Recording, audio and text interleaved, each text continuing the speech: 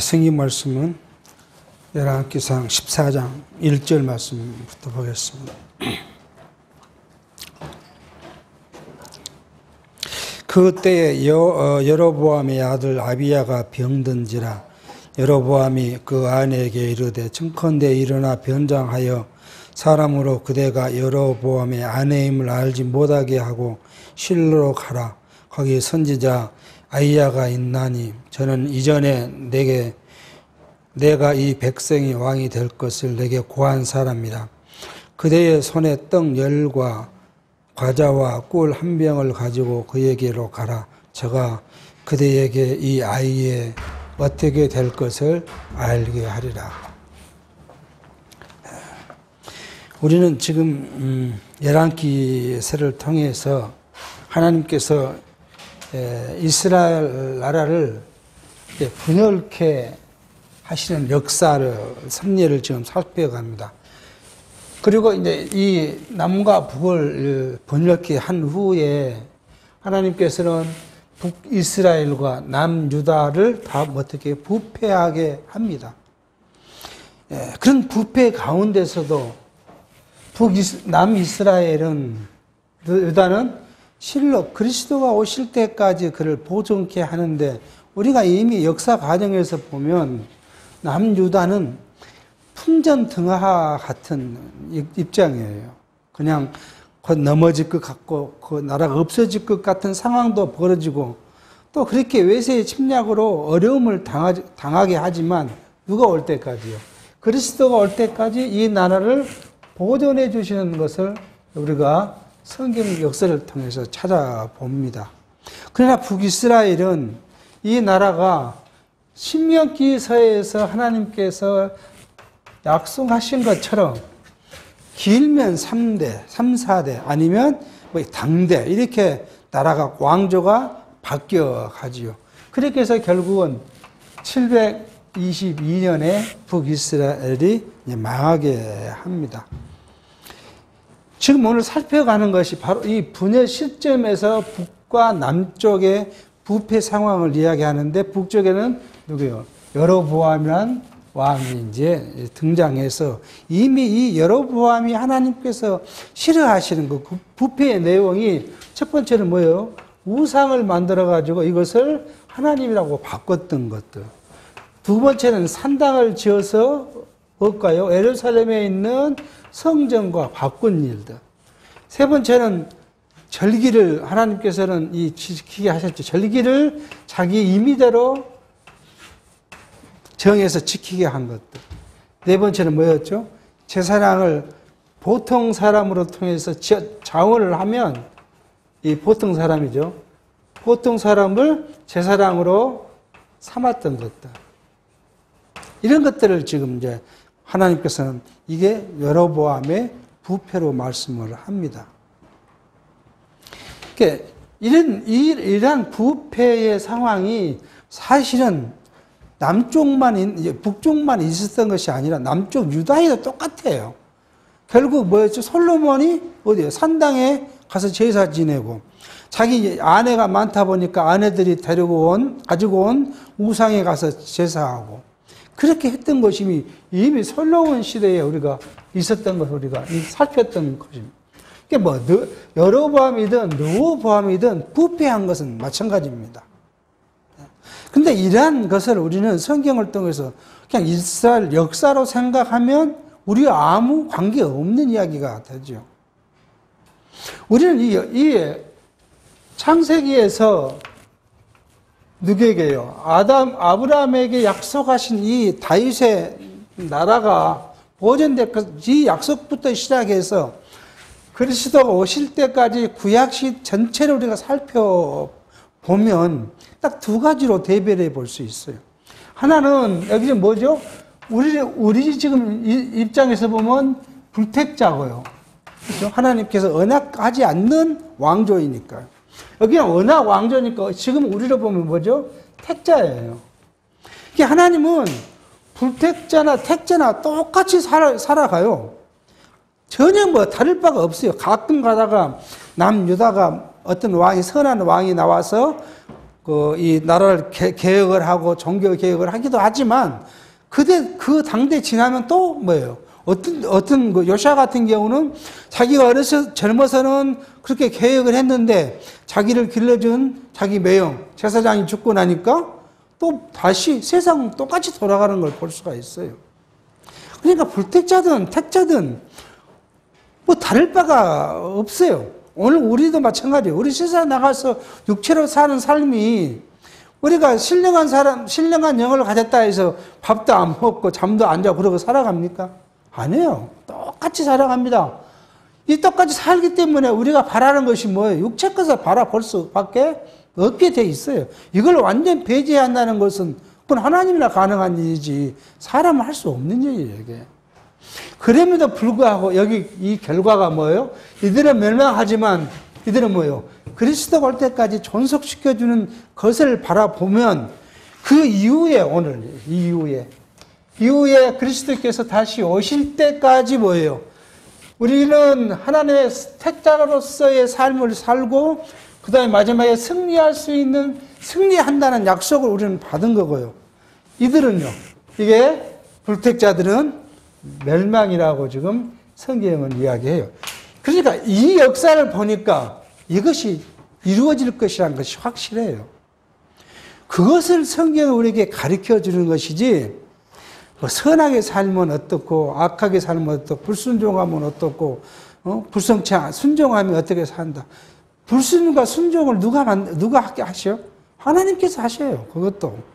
나를 오늘 순종케 해서 기쁨을 느끼게 하면 내일은 불순종한 가운데 나를 집어넣어서 또 하나님의 사랑을 깨닫게 하는 거고요. 그것이 반복돼요. 위든 아래든 형통과 공고가 반복된 것처럼 오늘 우리에게도 형통과 육체적으로는 형통과 이 형통함과 그 불편함 항상 같이 있어요. 그래서 우리가 뭐 할 때요? 우리가 어려움을 겪을 때 뭘 바라봐요?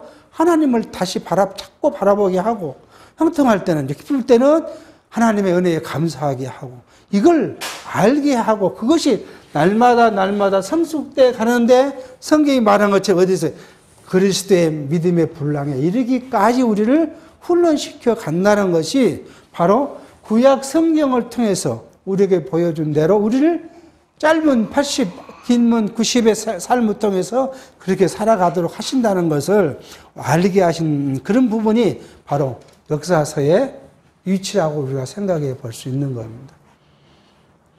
뭐 가끔가다 이 TV 보면은 서양 기행 영화를 보면은 서양에 가면 주로 많이 보이는 것이 이 천주교가 제일 많이 보이죠.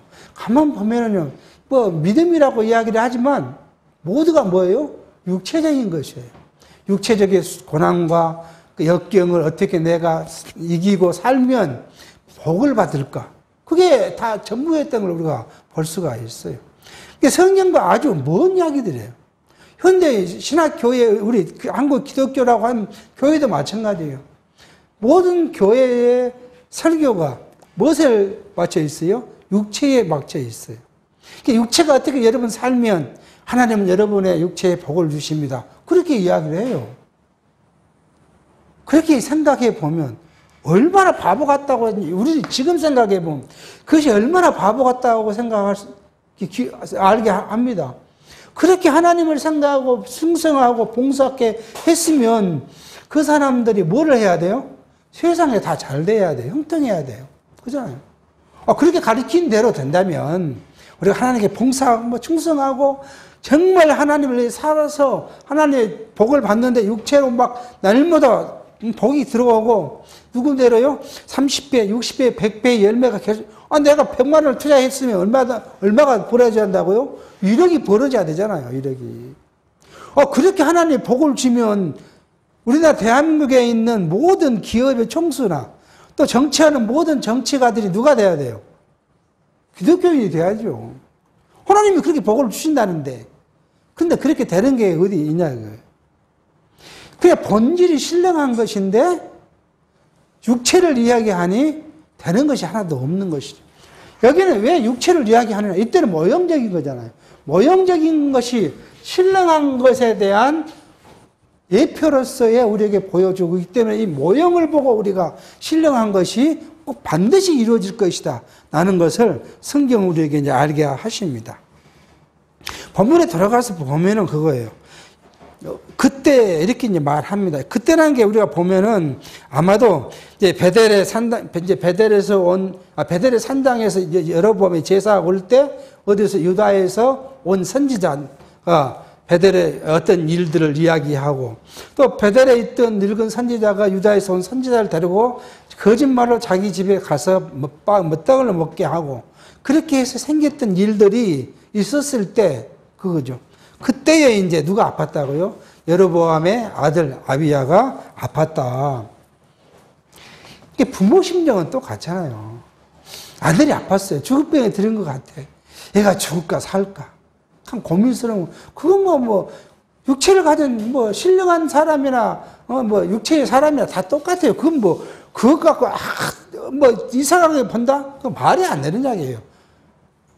그 자기 권력이 아파 있으니 자식이 아파 있으니 걱정이 되니까 아내에게 실로에 가서 누구에게 선지자에게 이 아이 아비야가 살겠는지 죽겠는지 이런 것들 좀 알아봐라고 부탁을 합니다. 실로하고 지금 이 르호보암은 여기 드르사에다가 왕궁을 건축하고 살고 있고요. 실로는 그 한참 밑에 있는 것이 실로가 있어요. 여기는 한 46km 정도 된다고 하면 거리가 된다고 합니다. 그러니까 여자가 그 당시에 46km를 여행한다는 것은 쉬운 일이 아니지 않겠습니까? 그렇지만 뭐예요? 자식이 아프니까 모든 이 고통스러운 걸 다 포기하고 이제 선지자에게 물으러 이제 가려고 하는 것이죠. 하나님께서는 왜 이러한 사건을 만드셨겠냐 그거예요. 그냥 아무 말도 않고 아비야를 죽여버리면 되잖아요. 그냥 병들 바로 죽이면 되잖아요.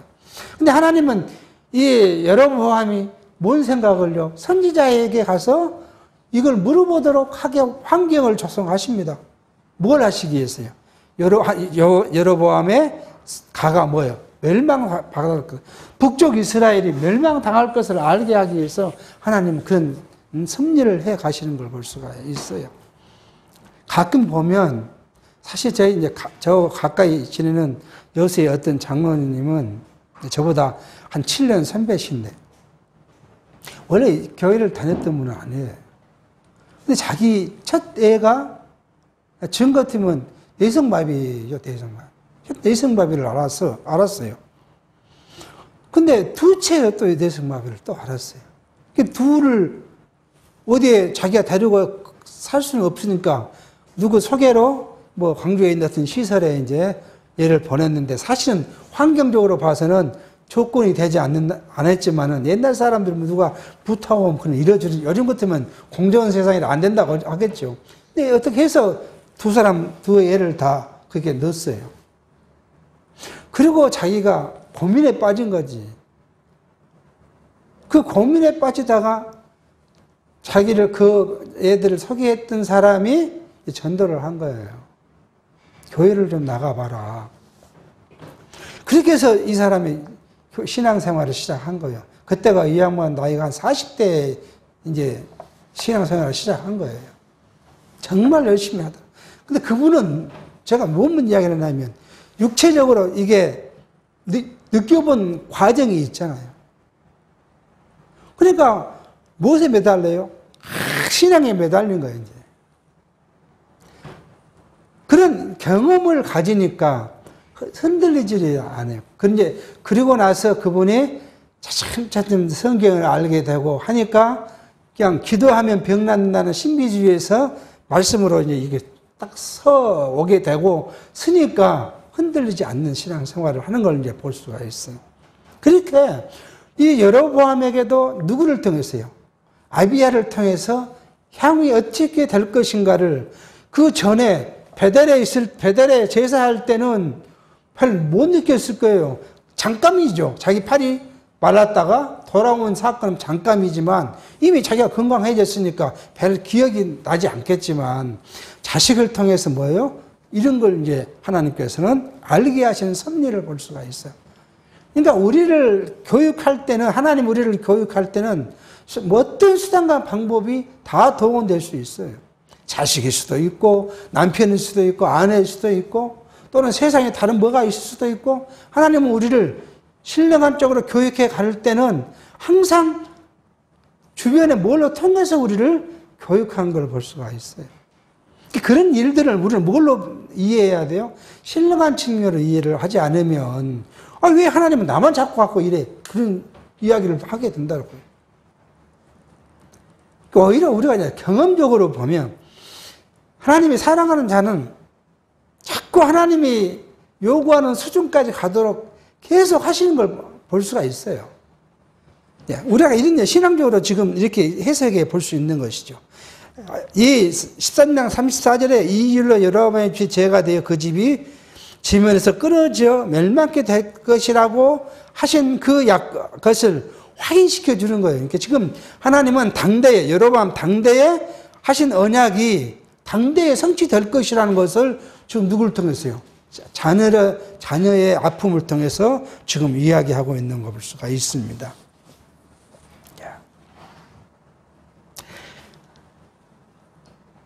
사절입니다. 여로보암의 아내가 그대로 하여 일어나 실로 가서 아이야의 집에 이르니 아이야는 나이에 인하여 눈이 어두워 보지 못하더라. 여호와께서 아이야에게 이르시되 여로보암의 아내가 그 아들 병듦을 인하여 내게 물으러 오나니 너는 이리이리 대답하라. 저가 들어올 때에 다른 사람인 척 함이니라. 하나님께서는 아이야 선지자에게 여로보암의 아내가 변장하고 올 것을 미리 이야기해 주고 그에게 이야기할 것들을 지금 이야기하고 있는 걸 볼 수가 있습니다. 하나님께서는 저는 이렇게 생각해요.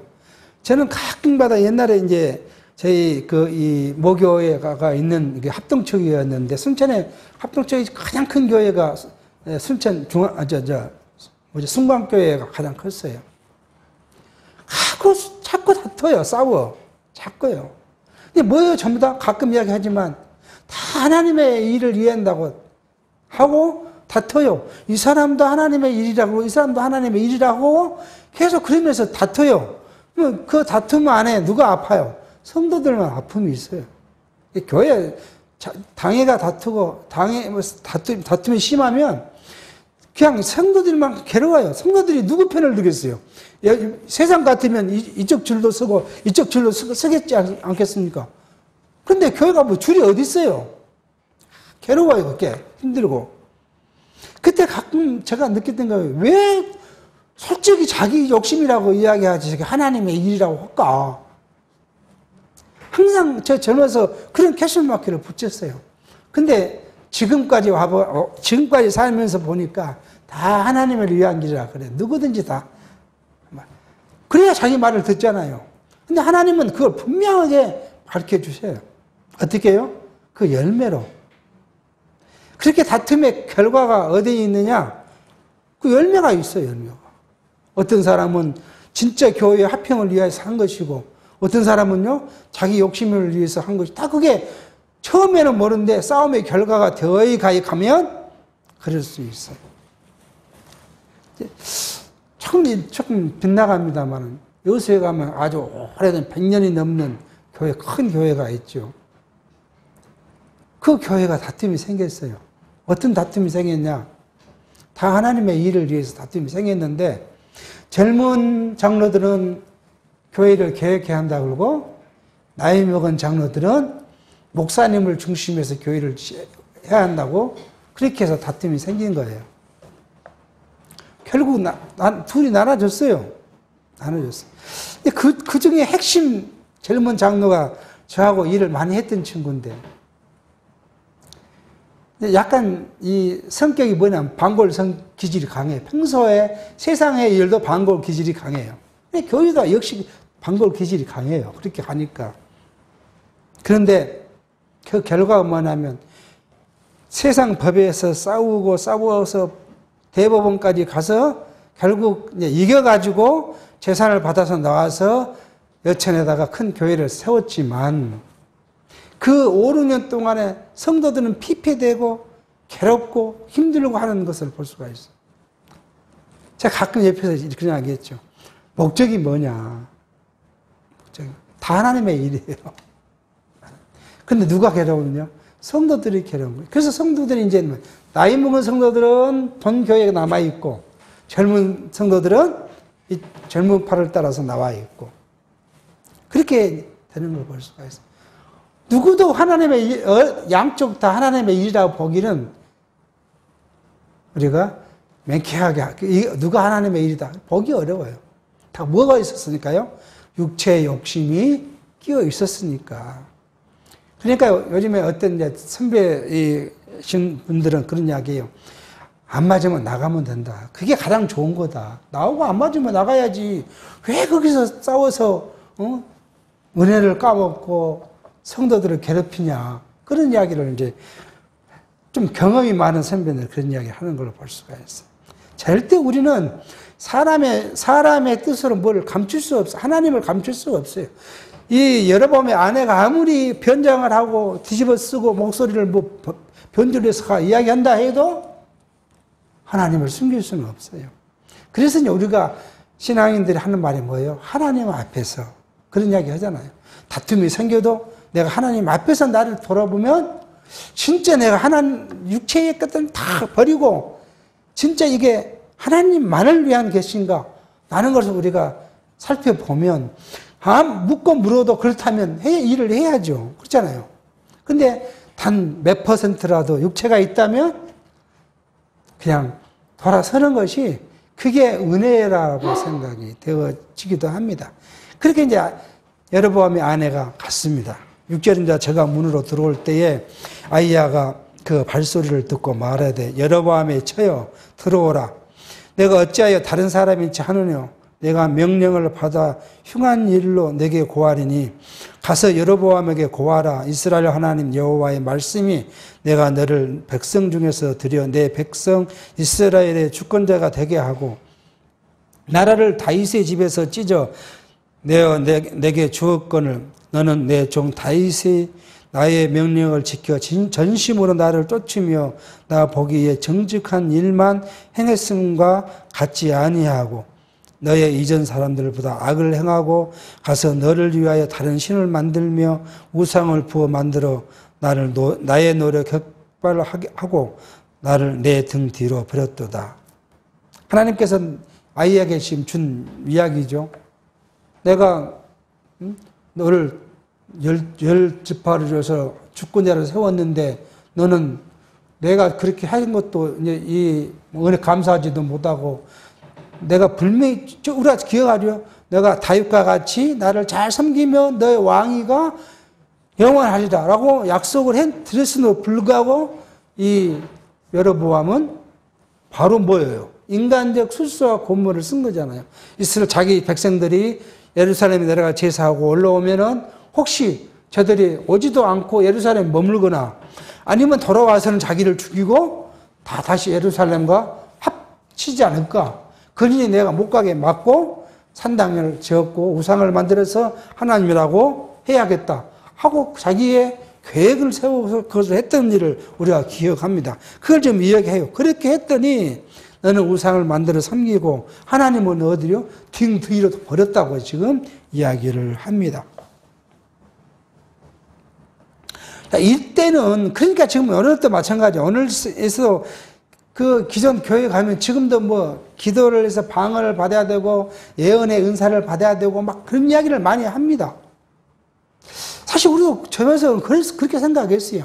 그래서 용수동 그 꼴짝이 기도원에 가서 그물 안에 있으면 그것도 좀 거추장스럽다고 밖에 나가서 소나무로 붙잡고 기도도 해보고 그 난리를 해도 다른 사람은 방언을 한다는데 방언도 되지도 않고 뭣도 보이지도 않고 딴 사람들은 환상도 보인다는데 환상도 보이지도 않고 가서 2박 3일 기도해봐야 아무런 효과도 없이 내려오고 그런 경험을 많이 해봤죠.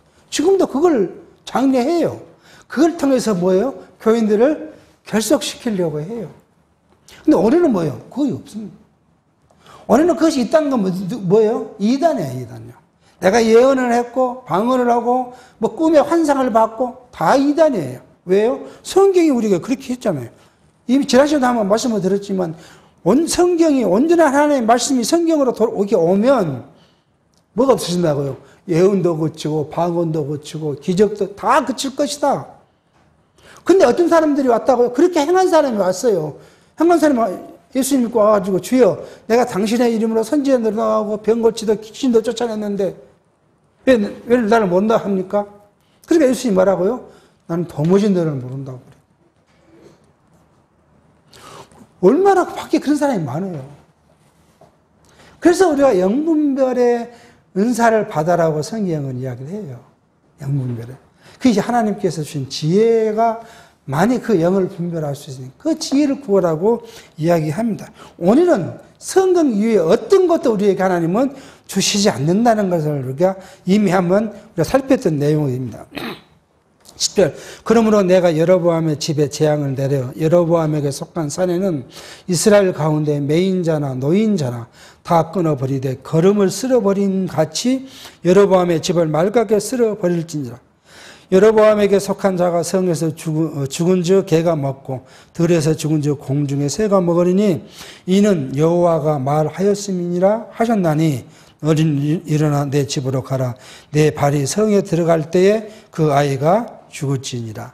하나님께서 이 여로보암의 집이 망한다는 것에 증표를 주시죠. 너가 성의 문에 들어가면 너 아픈 애가 죽을 거다. 그러니까 하나님께서는 자기의 계획과 섭리를 철저하게 이제 이행해 가시는 것을 우리는 성경을 통해 찾아볼 수 있는 것이죠. 여로보암의 집에 가장 흉악한 것은 그 집이 망할 것이고 그 망한다는 증표는 지금 마지막에 12절에 주어진 일입니다. 13절 온 이스라엘이 저를 위하여 슬퍼하며 장사하려니와 여로보암에 속한 자는 오직 이 아이만 묘실에 들어가느니 이는 여로보암의 집 가운데서 저가 이스라엘 하나님 여호와를 향한 선한 뜻을 품었습니다. 여호와께서 이스라엘을 위하여 한 왕을 일으키신즉 저가 그날에 여로보암의 집을 끊어버리리라.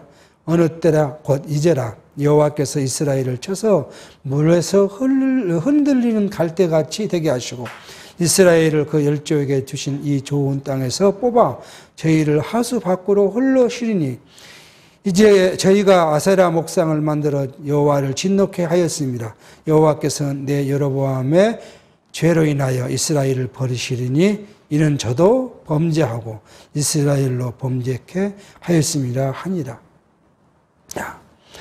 그러면서 지금 이스라엘이 망할 것을 이야기를 하시죠. 근데 그 여로보암의 집이 모두가 다 죽어서, 그죠? 들에서 죽으면 새가 먹을 것이고, 집에서 죽으면 개가 먹을 것인데, 누구만요? 먼저 죽은 이 아비야만 조상의 묘실에 들어갈 것이라고 이야기를 합니다. 근데 이 야비야가 하나님께 선한 뜻을 품었다. 오늘 그렇게 이야기하는데 사실 성경 어디에서도 무슨 뜻을 야비야가 품었기 때문에 하나님이 이걸 선한 뜻을 품으라고 생각을 하고 말씀하시고 그를 자기 부모에게 이 조상의 묘지 안에 안장시키도록 했나 하는 말씀은 어디에도 그 내용을 이야기하지는 않습니다. 그러니까 이 선한 뜻이란 이 말이 이에 대한 그 해석을 그 성경학자들이나 이스라엘의 선생들은 그런 말을 해요. 당시 여로보암이 예루살렘으로 제사로 가는 이스라엘 백성들을 못 가게 막았다는 거예요. 물론 국경을 만들고 막았겠죠. 그리고 이 아들이 나가서 이제 거기에 국경에 이제 서 있었는데 아버지는 아들에게 다른 병사들에게 유다로 못 가게 막으라고 했지만 이 여로보암의 아들인 아비야는 그 길을 열고 다 가도록 했다는 거예요. 그런 전설이 있어요. 이게 성경에 기록된 것이 아니라 그냥 구전되어 그 전승으로 성경학자들이 이야기를 한 겁니다. 그러니까 이 말은 뭐예요? 하나님에 대한 마음이 선했다는 것이잖아요. 그래서 이제 이 여로보암의 아들이 이제 이 집에 자기 묘실을 장사되고 여로보암의 온 집은 하나님께서 언약하신 대로 그렇게 되게 했습니다. 여로보암의 왕위가 한 22년을 걸쳐 해요. 여로보암이 931년에 왕위가 돼가지고 909년에 이제 죽고 그 자기 아들 나답이 2년을 돼 있으니까 한 24년 정도 여로보암의 집이 왕으로 이제 있다가 이제 다른 아이야인데 여기 선지자 아이야가 아닌 다른 동명이죠. 아이야의 아들 바하사가 이 여로보암의 가를 반대하고 그 반란을 일으켜서 왕이 되었던 걸 볼 수가 있습니다. 그리고 북이스라엘은 이 언약대로 언제요? 그 아스루 살마네셀 5세에게 722년에 망하게 됐다는 걸 볼 수 있죠. 그래서 우리는 그 구약의 성경을 보면 하나님의 언약이 수천 년 만에 이루어지기도 하지만 당대에도 이루어진다는 사실을 봐요. 그래서 하나님 그 이야기는 누구에게서 신명기서에서 이 약속한 것이죠. 나를 사랑하는 자에게는 내가 은혜를 수천 대 이르게 하지만 나를 미워하는 자에게는 내가 기레야 3, 4대를 하시겠다 했던 이야기들을 우리가 이제 찾아볼 수가 있습니다. 17절입니다. 여로보암의 처가 일어나 디르사로 돌아가서 집 문제방에 이를 때에 아이가 죽은지라 온 이스라엘이 저를 장사하고 저를 위하여 슬퍼하니 여호와께서 그 종 선지자 아이야로 하신 말씀 같이 되었더라.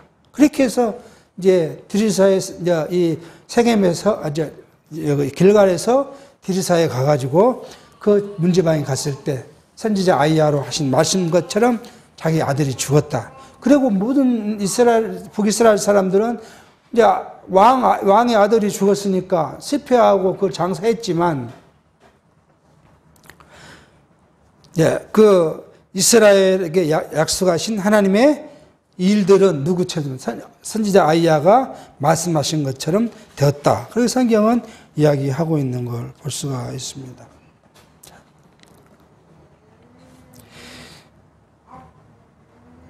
그러니까 이러한 사실을 통해서 우리는 이제 죄 없으신 예수께서 오셔서 여로보암의 죄에 싹인 사망을 당신이 전가받아서 죽으신다. 이게 다 모형이다. 근데 그 말은 다시 말하면 율법을 이야기한 거죠. 율법. 이 율법에 지난 시간도 이야기했지만 율법에는 두 가지 이유가 있어요. 죄는 뭐예요? 사망이죠. 그러니까 율법의 요구는 사망이에요. 아무도 율법에서는 자유로울 수 없죠. 율법 아래에 있는 사람은 다 죽어야 마땅해요. 근데 이 율법은 이것만 주신 것이 아니라 사유도 줘요. 용서하심도 줘요. 뭘 통해서요? 제사죠. 하나님께서 정하신 제사. 그죠? 이 제사는 어디서 해야 돼요? 하나님께서 주신 장소, 정하신 장소에 가야 돼요. 예루살렘에 있는 성전에서만 제사를 해야 돼요. 하나님이 주신 규례, 제사 규례제. 이 제사 규례는 뭐예요? 제물과 제사 지는 방법. 이 정한 대로 해야 돼. 그 다음에요, 뭐 해야 돼요? 하나님께 드린 제사는 제사장, 하나님이 정한 제사장만 해야 돼. 하나님이 제사장 누구였죠? 아론의 네 지파 중에서 아론의 지파만 제사장이 되도록 했어요. 그것을 반대했던 사람이 있죠. 광야에서. 그래서 왜 제사장만 너네 아론의 집만 가서 제사하냐? 우리도 다 네 자손인데. 그러니까 하나님이 그 반란한 사람을 어떻게 했다고요? 모세와 아론을 세우고 반란한 자들을 세워놨어요. 그리고 제사를 드리게 했어요. 하나님 누구 제사를 받으세요? 아론과 모세의 제사를 받으시고 이쪽의 제사를 받지 않고 그날에 뭐요? 하늘에서 불 내리고 땅이 갈라져서 그들을 다 움싹 집어넣었던 사건을 보세요. 하나님이 정한 자. 그런데 지금 이런 우상을 만들고 이렇게 한 여러분 뭐요? 이걸 다 부정해버리고 만 거예요. 하나님의 율법을 다 보정하고 말아요. 그 율법의 마지막이 뭐예요? 로망, 사망이죠. 이것을 하지 않으려면, 사망을 우리가 받지 않으려면 방법이 이 장소, 예루살렘 성전에 가고, 우리가 그 제사 드릴 때 만든 제물을 가지고, 그 제사장들이 이 방법대로 제사장이 들어서 하나님이 그를 거룩하다, 의롭다고 선언해 줘야 되는데, 이미 이 여로보암의 집은 이걸 다 넘어서버렸기 때문에 죄 용서를 받을 만한 일이 없죠. 근데 뭐예요? 이것은 뭐예요? 이것은 오신 그리스도께서 우리를 위하여 사망을 받으실 것에 대한 모형이고 예표로서 우리에게 보였던 거예요. 그러니까 다시 말씀드려서 지난 시간에 죄 이야기 잠깐 했지만 율법이 요구하는 죄는 우리가 누가요? 그리스도께서 우리를 위하여 다 대속했기 때문에 우리는 율법으로부터 자유예요. 또 율법으로 들어갈 수, 우리가 그러잖아요. 돼지를 깨끗이 쳤는데 돼지가 자기가 몸이 깨끗인 줄 알고 주인집에 들어가 딱 앉아있으면 좋을 것인데 어디로 가요? 다시 시궁창으로 다시 그 돼지막에 들어가서 그 자기를 더럽혔던 것을 다시 뒤집어 써요. 왜 우리에게 이 일로 다시 들어가라고 하냐고요. 그리스도께서 다 우리를 위하여 대속했는데. 그래서 우리가 세상 사람과 똑같이 살고 있지만 우리가 자유스러운 거고 의롭다함을 받는 것이라는 거죠. 그런데 우리는 현대에 사는 우리가 뭔 죄가 있냐? 이걸 구속사에서는 설명이 안 되니까 뭔 죄로요? 자범죄와 원죄를 나눠요. 이건 뭐예요? 아담의 이 범죄 이후에 받은 원죄는 그리스도께서 다 용서해 줬으니까 우리가 살면서 지은 죄도 뭐예요? 죄는 자범죄니까 우리는 뭐 해야 한다고요? 회개해야 한다고 가르쳐요. 근데 성경은 어디도 그렇게 이야기한 적이 없어요. 스코라 철학자들이 이런 철학적 관점에서 이걸 죄를 구분한 것이지 성경은 그렇게 한 적이 없어요. 여러분과 저는 어디 아래 살고 현재 육체는 어디 아래 살아요? 율법 아래 살아요. 율법이 없어진 것이 아니에요. 예수께서 완성했다는 이야기는 율법을 없앴다는 것이 아니라 율법의 요구인 사망을 온전히 자기가 다 치렀다 그 말이에요. 여전히 근데 우리는 어디 살아요? 율법 아래에 있어요. 육체가 죄이기 때문에요. 이 죄는 누가 용서했어요? 그래서 우리의 과거의 죄, 현재의 죄, 미래의 죄를 예수께서 대신 속량하셨다. 그러니까 죄가 없는 거예요. 죄인으로 우리는 죄인으로 살죠. 살지만 신령한 의미에서는 죄가 없다고 선언받았기 때문에 죄 없이 살아가는 거예요. 그래서 뭐예요? 그걸 성경은 이러한 이 진리가 우리를 어떻게 했다고요? 자유롭게 했다고, 자유케 했다는 거예요. 그러니까 이제 좀 더 나가 버립니다. 우리 이 말씀을 듣기는 좀 더 나가서 성경신학이에요. 그러니까 내 마음대로 살아도 돼. 그렇게 했어요. 마음대로 산다고 누가 하나님이 저주와 너 책망하고 그거 하나 없어요. 근데 그거를 바울은 뭐라고요? 그렇게 마음대로 살 수 있으니까 그러면 내가 죄를 지러 다닐 거냐? 그럼 반문해요. 나를 다 용서했으니까 내가 미래의 죄도 다 용서했으니까 내가 그럼 막 죄를 마음대로 짓고 살 것이냐? 그럴 수 없다. 왜요? 우리는 이제 어떤 사람이 됐으니까요? 육체 이 아래에 있는 사람이 아니라 어디 아래요? 이 아래에 있는 사람이므로 그예요. 우리가 신령한 영을 입었으므로 신령한 영을 입은 중생한 사람으로서 살아가려면 뭐예요? 우리가 생각하고 해야 할 것이 뭐냐? 성경은 그러죠. 너희는 육체의 것들을 구하지 말고 육체를 소망하지 말고 신령한 것 해라. 그것이 내가 살아가는 이제 신령한 사람의 방법이다. 그렇게 설명을 해요. 그러니까 우리는 여전히 밥 먹고 잠자고 다 살아야 되는 건 육체인데 이걸 소망하지 말고 우리는 무엇이든 영원한 것을 소망하면서 사는 것이 너네들의 삶의 방식이다. 그래서 로마서에서는 그걸 뭐라고요? 영적 예배의 삶이라고 이야기를 하는 거예요. 역시 우리 똑같이 살아가는 거예요. 뭐 우리가 특별하게, 서두에도 말씀드렸지만 특별하게 뭐 다른 삶을 살 수 있는 것이 아니죠.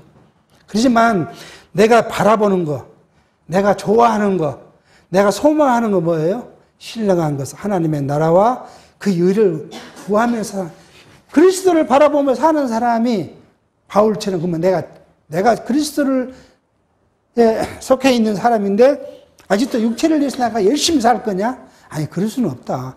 어쩔 수 없이 내가 육체에 매여 살게 되기도 하지만 내 중생한 영은 어디예요? 그리스도를 바라보고 사는 것이다. 그래서 쉬운 거예요. 내가 육체로 아무것도 하지 말고 오직 신령감만 하고만 살아라 한다면 얼마나 힘들겠습니까? 예수께서 우리한테 너희는 세상 사람이 세 끼 먹지 너희는 한 끼만 먹고 살아. 그렇게 명령하셨다면 얼마나 힘들어 그러게. 배고파 죽겠는데 그러니까 누구죠?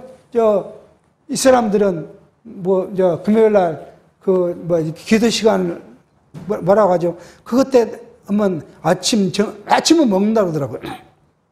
아침 먹고 점심은 안 먹어요. 그러고 있다가 딱 오후 6시, 그게 이제 딱 끝나는 시간인데 6시 되면 가서 그냥 낮에 안 먹었으니까 배고프니까요. 얼마나 많이 먹겠습니까? 그게 형식이잖아요, 형식. 근데 성경은 우리한테 그런 형식이 필요 없다. 내가 똑같이 새끼를 다 먹을 때 뭘 위해서요? 그리스도를 바라보면서 먹어라. 얼마나 쉬운 이야기입니까? 이걸 지금 성경은 이야기하고 있다는 걸 볼 수가 있습니다. 19절입니다. 여로보암의 그 남은 행적 곧 저가 어떻게 싸운 것과 어떻게 다스린 것은 이스라엘 왕 역대지락에 기록되니라. 여로보암이 왕이 된 지 22년이라 저가 그 열조와 함께 잠에 그 아들 나답이 대신하여 왕이 되니라. 아까 말씀드렸지만 여로보암 930년에 제위해서 909년에 이제 죽은 것이죠. 그런데 이 여로보암의 기록이 어디에 역대지락에 기록되어 있다. 그렇게 이야기합니다. 이 역대지락은 구약 성경을 이야기한 것이 아니라 우리나라 같은 뭐죠? 조선 왕조실록이죠. 왕궁에서 있는 일들을 기록한 역사책에 다 기록되어 있다. 그렇게 지금 말씀합니다. 우리는 열왕기 상하를 통해서 꼭 기억해야 할 것이 뭐냐면 이 열왕기 우리가 여기 이제 열왕기 상하가 열왕기 상하, 역대기 상하, 그 다음에 에스더까지가 역사사라고 이야기하잖아요. 여기 통해서 우리는 뭘 꼭 느끼냐? 하나님께서는 아브라함에게 역사했던 그대로 이 나라를 분리시키고 언약 백성과 언약받지 못한 백성의 그 결과를 우리에게 보여주신다.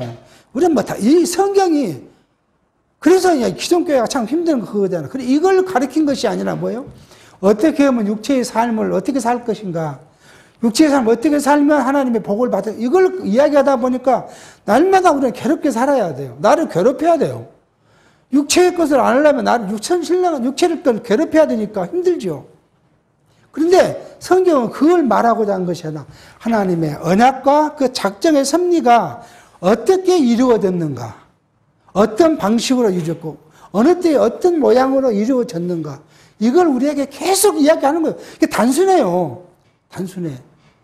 이걸 계속 머릿속에 넣으면 우리가 머릿속에 넣고 믿을 만큼 우리는 뭐예요? 우리의 삶에 평화가 있어요. 내가 육체로 뭘 고민 안 해도 된다는 거잖아요. 그렇게 믿어지고 아는 것만큼 내가 뭐예요? 평화. 그리스도 안에서 평강이 그래서 있는 거예요. 내가 오늘 비록 실수했지만 뭐예요? 하나님은 나를 그리스도를 통해서 다 사유하셨어. 근데 내가 생각해보니까 미안해. 하나님께 미안해. 그잖아요. 내가 이렇게 죄를 지었는데 하나님은 나를 용서했었으니까 얼마나 감사. 근데 감사뿐만 아니라 뭣도 한쪽으로는 뭐예요? 미안해요. 미안한 마음이 뭐예요? 죄책이에요, 죄책. 죄책에 불과해요. 그것이 나를 얽매이거나 나를 하나님으로부터 가두어 줄 수가 없다. 그것을 이제 바울은 이야기를 하잖아요. 그러니까 기쁜 거예요. 우리는 기쁨으로 얼굴을, 제가 가끔 이야기 하잖아요.